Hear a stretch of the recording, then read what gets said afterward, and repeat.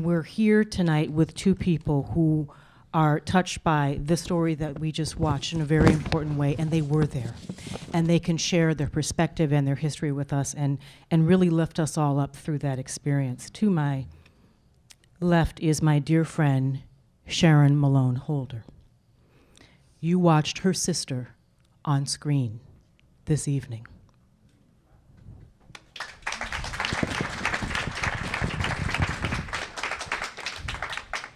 And to her left is Don Siegel. And Don Siegel is touched by the story because he was a student at the University of Alabama when Vivian Malone attempted and eventually successfully enrolled at the University of Alabama.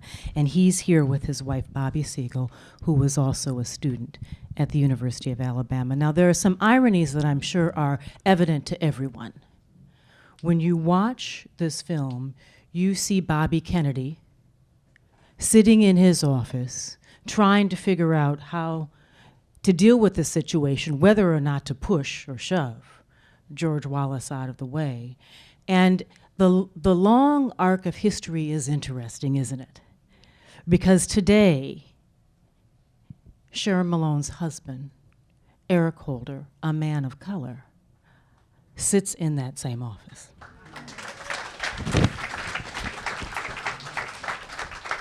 And we watched John F. Kennedy wrestle with the moral question of whether he should do what he knew he had to do, sitting in the Oval Office, and a man of color occupies that office as well. Something that probably everyone that you saw on screen could barely imagine. Sharon, I want to begin because when we first did this, we didn't have the benefit of watching the 60-minute segment, and that really helps us understand the toll that this took on Vivian and on James Hood. Did that change over time for her? Did she well, first, how did it shape her, and how did her view looking back at this, in life's rearview mirror? Did it get easier for her to talk about? Did she feel a sense of responsibility to the history that she made? One of my greatest regrets is that Vivian did not live to see this day. I lost my sister in 2005, so she never got to see the election of President Obama or to see my husband be the Attorney General of the United States. But I think that you can see that Vivian was the kind of person that she really didn't talk about it a lot. And amazingly, a lot of what I've learned since she passed. She was not a woman who spoke about it a lot. And I think now that I look back on it, I think that there was so much about what happened during that time that was so painful for her that she just chose not to deal with that. But she lived a life that was, I think, reflective of her values. And Vivian spent, interestingly enough, her first job after she graduated from the University of Alabama was in the Justice Department in Washington. And so she was actually, left Alabama and went there. But her entire life, her professional life, was really spent on pursuing justice and eliminating discrimination. She worked for the Environmental Protection Agency and Environmental Justice. She worked for the Justice Department. And this was how she spoke to what happened to her those years, just to make sure that that never happened to another person. How was she chosen for this? I mean, she decided to enroll, but she also had a group of people who supported her. You didn't see them in the film, but she had a very strong support system in Tuscaloosa and in Birmingham. Did your family have trepidation about this? And when it was apparent that she was going to do this, did they debate whether this was a good idea? You know what, and I have heard about this through, my older brothers and sisters who were much more aware of what was going on at that time. And I think that my parents were of the mind that she deserved a quality education.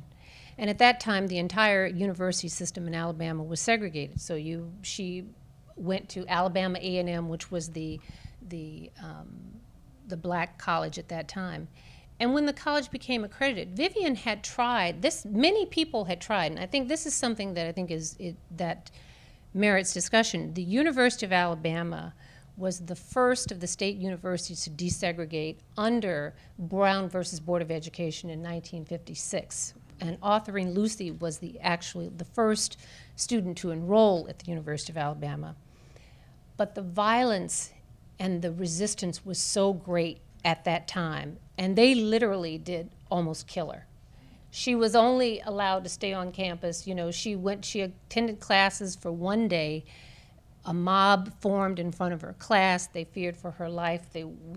She and her professors were barricaded in.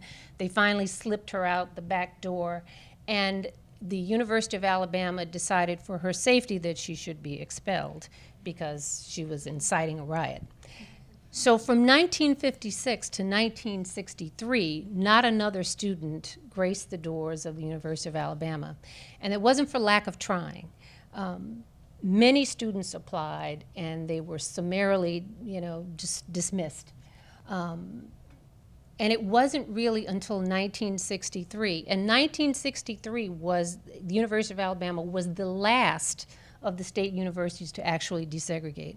And for those of us who are from Alabama, we hate to be behind Mississippi, but that we were behind Mississippi. But we were. And Vivian was chosen because, I mean, imagine there's a lot of natural, attrition. You have to understand too what was going on in 1963, in the 1960s in Alabama. As a matter of fact, when Vivian enrolled in 1963, now this was the most violent year in the history of, probably in Alabama that people got to watch on TV. Martin Luther King had just been, had been arrested and written the letter from the Birmingham jail. You had the Children's March in May. This happened in June, but 2 weeks before they enrolled in the University of Alabama, the Birmingham, then known as Birmingham, had a bombing in the black hotel. That's why she's in a private home.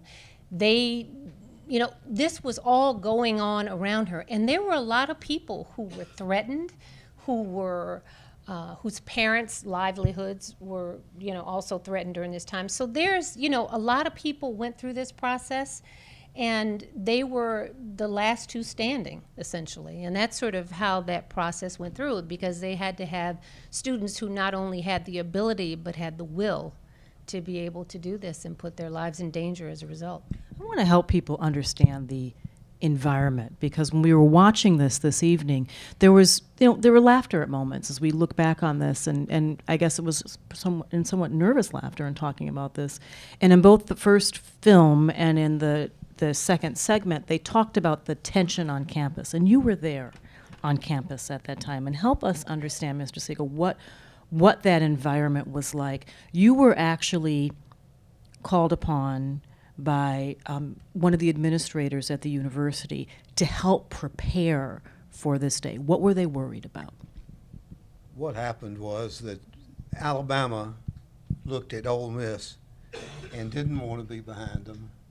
And Ole Miss had riots, deaths, injuries, and so the administration at the University of Alabama decided if it were going to happen, it was going to happen peacefully.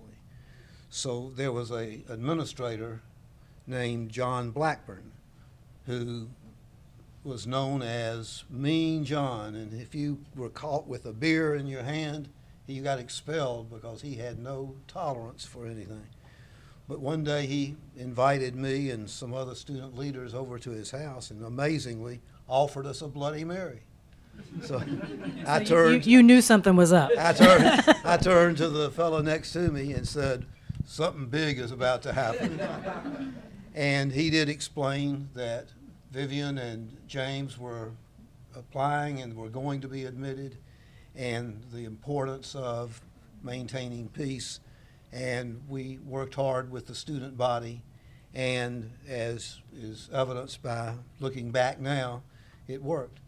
And we had students clean the campus, no rocks, no bottles, no sticks, nothing, so that there was a minimum chance of problems. I just want to follow up on that, though. You were actually sent out in the evening when everyone was sleeping to pick up anything that wasn't tied down that could be used as a projectile. Is that correct? Correct.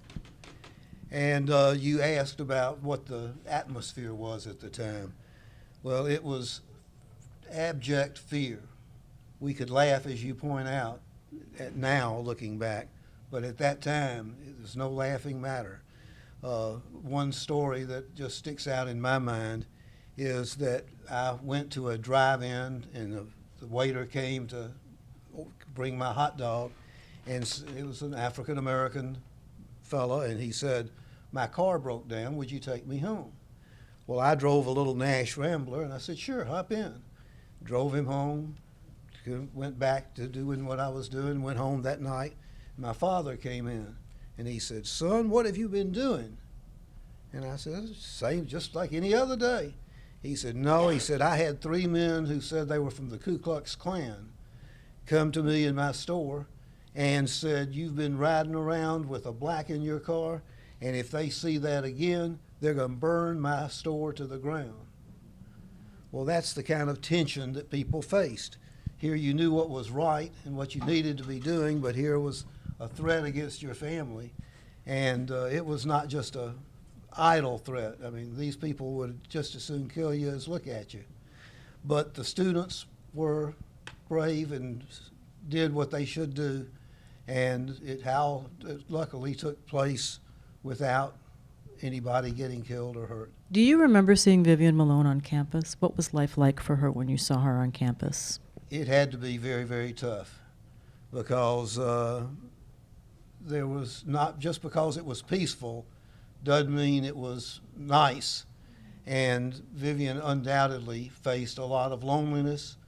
A lot of the girls on campus told me that the reason they didn't befriend her was the state highway patrolmen that were accompanying her. These big, burly country boys were scared off a lot of people who would have otherwise been friendly. One interesting story is told, and that is that in that crowd you saw outside of Foster Auditorium, supposedly one of the people in that crowd was Joe Namath. And Joe Namath said, "You know, I got a lot of respect for Vivian because I realized standing there and looking that she faced the same kind of worry that I did. When I got on the football field, there were 11 people on the other side of the ball who wanted to kill me."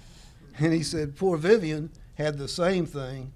And supposedly from time to time he had conversations with her and befriended her in a way. And some other people did too, but Sharon could probably tell us more, but it had to be a tough, tough life for her. You know, the importance of sharing these stories is that you really can capture history. When we screened this film last year in Washington, we actually heard from students who were, at least one woman who was on campus who talked with regret, you know, that she didn't reach out and try to befriend Vivian Malone in a more significant way. They lived in the same dormitory. And we also learned from one of the filmmakers, and we'll talk about actually the composition of this film, because that's incredible also, the access that they had.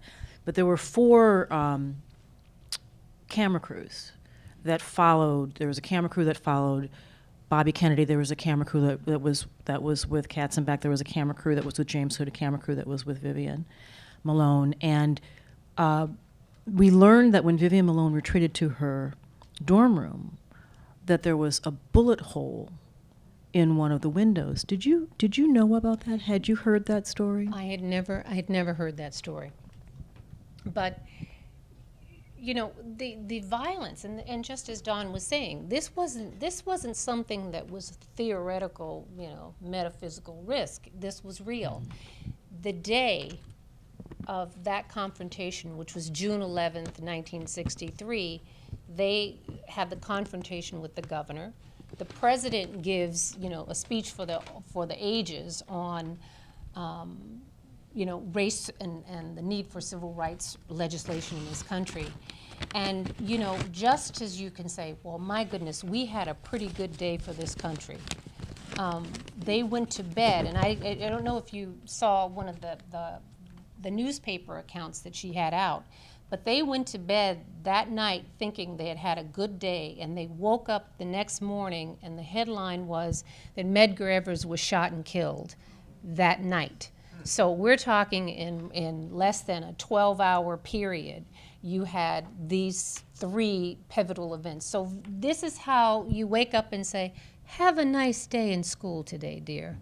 And when you look at the people, and I wonder, I see it now a lot differently, and I've seen it many times over the years from different perspectives. And first as the little sister who looks up to her famous big sister, I've seen it as an adult.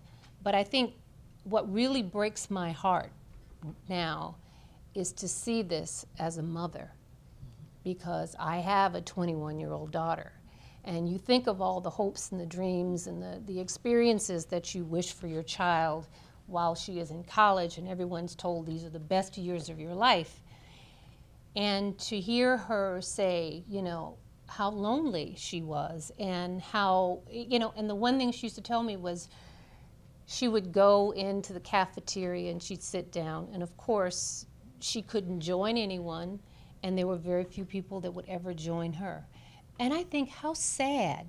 And, you know, how do you do that? And she did it for, like I said, she did it for 2 years, and James, you know, for other reasons, couldn't take that pressure. And, you know, so I say, I see this, and to then live with the bomb threats, the marshals, and Tuscaloosa was a dangerous place, because you know, again, this is 63, then you have Freedom Summer in 64, you have 65, and you know, and the march, all of this stuff is happening while you're trying to go to school. And I just cannot fathom the resolve that a 20-year-old has to do to be able to block this stuff out and go to class and not be deterred. And I'm not sure I'd be able to get out of bed in the morning. She had an inner calm. I mean, that's apparent when you see her as a young woman, and it's apparent when you saw her later on. I mean, she had that kind of Zen thing, you know, inside her, that compass, I guess, that allowed her in some way to do this. One of the things I wanted to ask you about, Sharon, is that she, in the 60 Minutes piece, she said that she had not heard, she had not had a conversation around forgiveness. But later in life, and we learned this in part because Governor Wallace talked about it, but because his daughter also talked about it, she did meet with him, and he did apologize to her. Can you tell us the circumstances of that? Yes, this 60-minute piece was done, I think, about 1975, and it was almost 20 years later that she met Governor Wallace for the first time. And Governor Wallace by then had really come, you know, full circle in his life, and I think towards the end of his life, I think he probably did. Just as Vivian said, sometimes people can change. And he established an award in his wife's honor, Lurleen B. Wallace, who was the governor after George Wallace served his 2 terms. And it was the Lurleen B. Wallace Award for Courage, and she was the first recipient of the Lurleen B. Wallace Award in 1996, and that was the first time they had ever met, other than that day in 1963. And he did apologize to her on that day. Yeah, and I think Vivian, you know, Vivian had said, you know, and again, a lot happens to you too in 20 years, and Vivian was a woman of a lot of faith. And I think that, you know, in her heart of hearts, you know, whether he had actually asked for it or not, I think she was done, you know, and the only way you can continue to live and to not be consumed by the same amount of hate that you live with is that you can't continue to carry it, you know. But I don't know. I mean, I think I think about this many times. Of all the people that were involved in that day, none of them are with us. I mean, James Hood just died just this past year. Vivian died 8 years ago. The Kennedys, they're all gone. Nick Katzenbach actually lived to be 90 years old, so he was around enough to tell his story. But a lot of them died. Even James Hood. I mean, he was only 71 when he died, which some of you will find out that's kind of young. But but it's true. I wonder a lot whether or not that stress, that whatever that she kept in for all those years that she really didn't talk about and what she lived with, you know, and again, she actually, after she left the Environmental Protection Agency, one of her, and again, it's one of these life goes full circle, when she left the Environmental Protection Agency, and this was in the 70s, shortly after this piece, she was the executive director of the Voter Education Project, and she succeeded John Lewis in Atlanta, and that was her. So, you know, again, she was a woman who didn't talk a lot about it, but she lived the life that I think that my parents raised her to have. And we saw that she shared it with her children, Yes. which is so important because that's how history can be passed down, is not just in history books, but by the people around you. It's what I call history with a small h, you know, finding the I in history. And how much do we really do that at our dinner tables? Ask the people who were there, what were their experience. It's an opportunity to do that. But history can be burdensome. I visited the University of Alabama this year, and we spent some time together when I was there. And if I can share an observation, it seems that the university has a hard time with this history. Is that a fair assessment? It's a fair assessment. And, you know, one thing that strikes me about this film and about our stories, about what the students did at the time and the effects on Vivian, is that we have to be very careful about examining history. And what's going on campus today is there are difficulties in integrating the sororities on campus. There's the resegregation that you've addressed in a lot of things in Tuscaloosa. And if we don't keep an eye on our rearview mirror and remember the things that people like Vivian went through, then we may be forced to relive them. And when I see what's happening with voting and this type of thing and what's happening on campus, the one thing that I am pleased about is I think more and more the students at Alabama understand some of that history and are tempered by it. But they're, you know. How did they learn it? I mean, is that something that is there a day that they recognize this? Is it in the curriculum? Is it? I know that no, if you walk on campus, it's. I think it's some of the things that happen almost extracurricularly. When you were there, you spoke to a group called the Blackburn Institute. It's a very highly desired organization to be admitted to. And one of the things they do is study things like what we're talking about now. And they become understanding about it and talk to their friends about it. And so I think it's a learning process, and there are a lot of people who still have a lot to learn. But Sharon, what do we need to do to make sure that we remember this? This film is not widely circulated. It was made, it was commissioned by ABC. The network, I want to make sure I get this right, the network did not, they were not overwhelmed Right. by the pacing of the story. And so it aired, I believe, once on the network. Right. It aired once on ABC in 1963, and not again. And it was 30-some years, and it aired once. It's never in the regular rotation of films that even come out about civil rights. And, you know, and aside from the obvious personal, you know, affection I have for the film, it's an amazing film. This film has sort of had a life in documentary filmmaker world, and it has been, and I think in 2011 it was actually sort of, I guess the American Film Institute dubbed it one of its 25 most important films that got, you know, inducted that year. And it's in the Library of Congress It's in the now. Library of Congress, and the first time I'd ever seen it, because it never airs, was really, I got a copy from the Kennedy Library.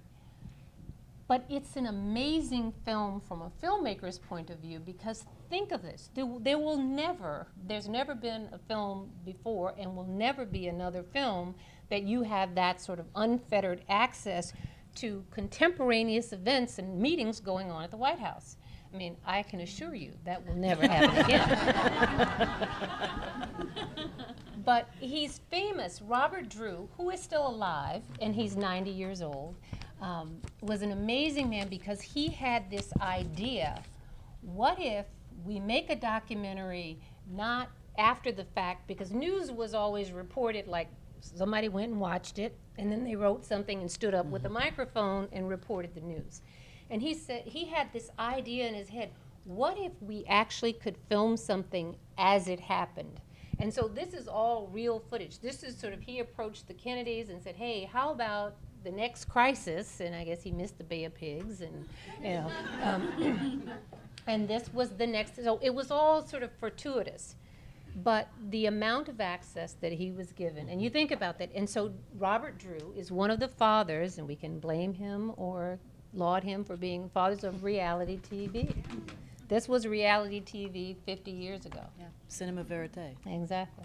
And it's actually part of a trio of films. The first one they did was Primary, where they actually followed the candidate through a primary, and the Kennedys liked what they saw, and so they trusted Robert Drew and let him get this kind of access. I want to make sure that the audience can